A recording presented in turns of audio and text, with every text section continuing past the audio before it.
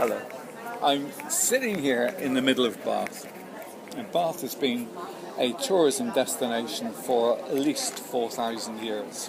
First of all, the Druids came, then the Romans came, and then after the Romans, the Georgians came in the 17th and 18th century. And now we've got mass tourism, as you can see behind me. And I'm sitting beside the pump room, which is a fabulous edifice, which was created for the Georgians to enjoy the water and take the cure.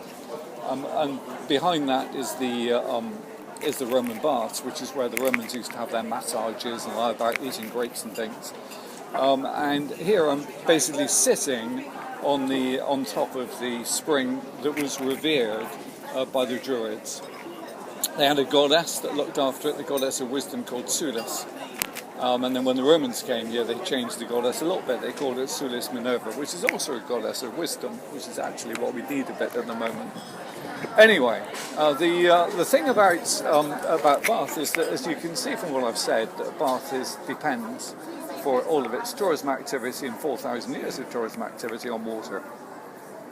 Just imagine if that water that we depend on, that the Druids revered and the Romans thought was the source of wisdom, was our enemy instead of our friend.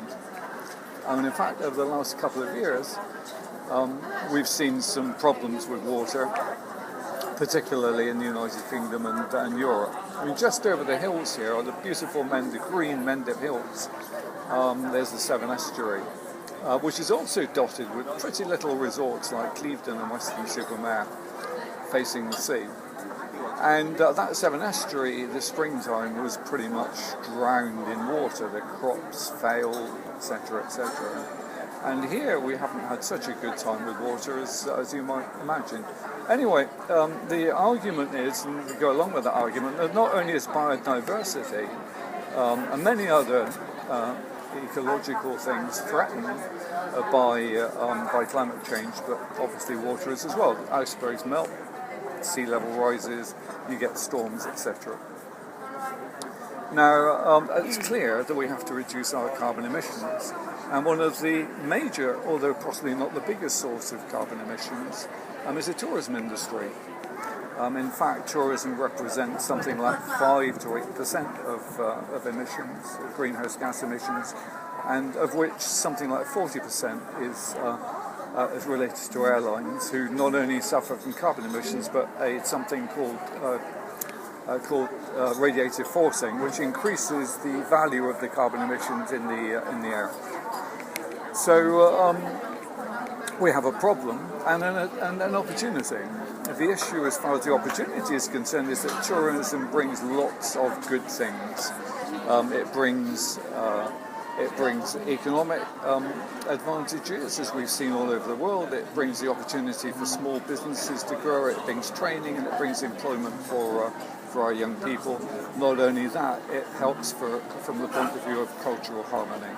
So tourism can be a real advantage, and it's growing dramatically. We're looking at this year something like 1 billion international tourists and another 4 billion domestic ones, all together, which raises something like $1.5 trillion for the global economy. And one of the difficulties, of course, is that it's growing. That's a difficulty because we have a big carbon emission. So, what do we need to do? What can we do about it that's going to be of a benefit to everybody, and to keep the advantages, and to keep it growing, and to keep the economy working? We feel that, and we've put in this latest report, the opportunity for a GreenGrowth agenda as far as tourism is concerned. And it's very simple. All that destinations like Bath need to do is to manage their tourism so that the emissions are lower. And that means that, first of all, they should create an audit of the tourism emissions and all of the other advantages of tourism. So on the one side, you get the benefits, and on the other side you get the disadvantages, which include carbon emissions, which include environmental degradation, which include difficulties with lots of people, etc.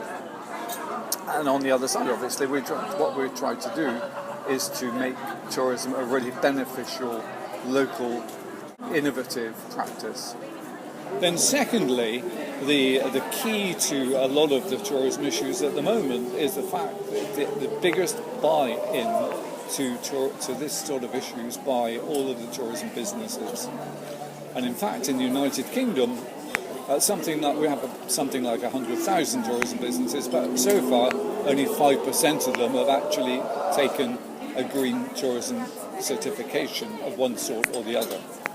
This enables them to reduce the amount of fuel they use, it reduces their energy requirement, it maximises the opportunity for local people, and it gives them a source of proper advice for a tourism development.